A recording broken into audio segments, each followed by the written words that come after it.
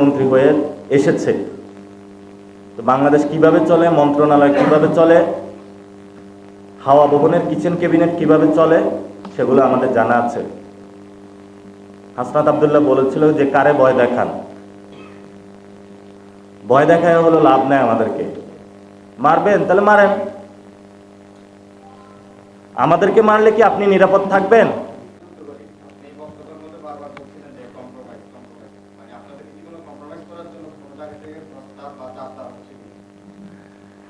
প্রথমত হলো যে আমরা আগে ইনফর্ম করেছিলাম, থানাকে ইনফর্ম করেছি, জেলা প্রশাসনকে ইনফর্ম করেছিলাম, এবং আমরা আমাদের স্বাভাবিক যে কার্যক্রম সেটা জারি রাখবো বলেছিলাম।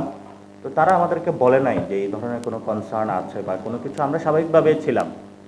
এবং আমাদের সামনে লোকজনও ছিল, হাতে গোনা কয়েকজন, 10, 15, 20, 30 জনের মতন ছিল। তো আমরা সবাইকে ইনফর্ম করেছিলাম। দ্বিতীয়ত যে বিষয়টি, রাশেদ খান সে তো হলো একটা পার্টি সেক্রেটারি থেকেই হলো অন্য দলে হলো ইলেকশন করেছে। তো হলো ইলেকশনের আগে হলো বিক্রি হয়ে গিয়েছে। তো বিক্রিত মালের আলাপ হলো, আর কি বলবো। আর আরেকটা বিষয় আপনি যেটা বলছিলেন যে কম্প্রোমাইজ, এই ইলেকশন যখন সরকার গঠন হয়েছে, এই ইলেকশনের পরে আমাদের যারা মিডিয়া পাড়ায় অনেকে ভোকাল ছিল, অনেক টকশো করতো, ভালো ভালো কথা বলতো, তারা চুপ হয়ে গিয়েছে। অনেক দেখবেন যে মানুষগুলো হলো জনগণের পক্ষে লড়াই করেছে। আপনারা কি এই যে সরকারের একজন উপদেষ্টা জাহেদুর রহমান মনে হয় ওনার নাম, সবাই হলো বাংলাদেশে আমরা যখন ইয়াং জেনারেশন ছিলাম, নট অনলি জাহিদুর রহমান, জুনায়েদ সাকির কথাও বলি, আমি তো ক্যাম্পাসে আইসা তার প্রতি বিমোহিত হয়ে ছাত্র ফেডারেশনে করা শুরু করেছিলাম। ঠিক আছে? তো যে মানুষগুলোর কথা দ্বারা মানুষ মোহিত হইতো, মনে করতো যে আমার ভয়েসটা সে বলতেছে, আমি জাস্ট 2টা এক্সাম্পল দিলাম। এই মানুষগুলো তো কিন্তু জাস্ট হলো পদ পেয়ে হলো মুখ বন্ধ হয়ে গিয়েছে, চুপসে গেছে। এটা শুধু এই 2 মানুষ না, আমাদের কালচারাল জগতের অনেকে হলো চুপ হয়ে গিয়েছে। আমাদের যারা দীর্ঘদিন ধরে রাজপথে লড়াই করেছিলেন তারাও চুপ হয়ে গিয়েছিল। আমরা তো ক্যাম্পাস লাইফে আমরা অনেক ছাত্রকে দেখেছি যে নূর যখন মায়ের খাচ্ছিল, যে তার জন্য মাঠে নেমেছিল, আন্দোলন করেছিল।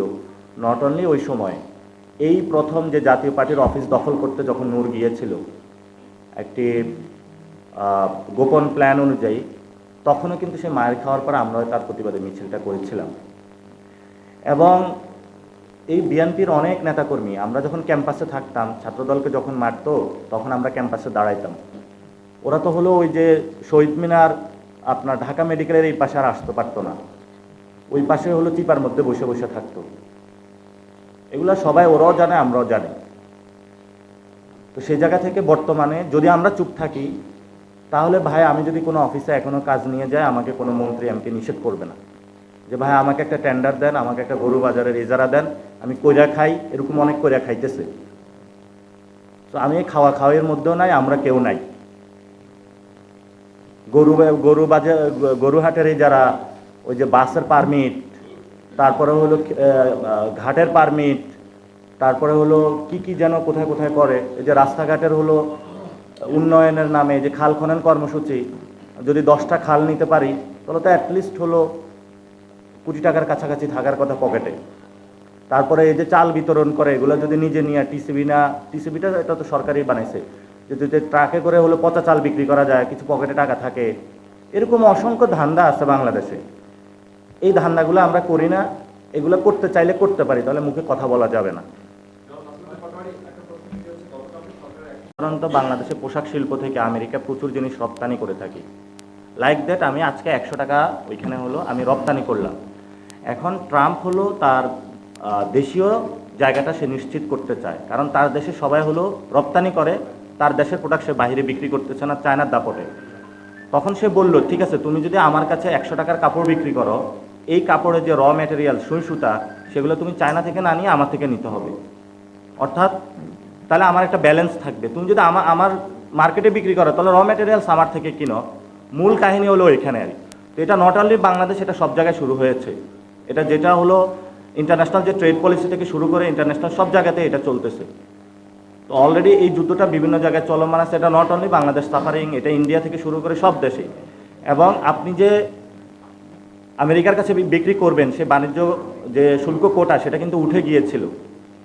তো সেটারই একটা পরম্পরা। তখন ব্যবসায়ীরা কিন্তু হলো আমাদের যিনি বাণিজ্য উপদেষ্টা তার উপরে চাপ দিয়েছিল। এখন ব্যবসায়ীরা সেই বিষয়ে তাহলে কথা বলুক যে ব্যবসায়ীদের কি ওটা প্রয়োজন নাই নাকি আছে।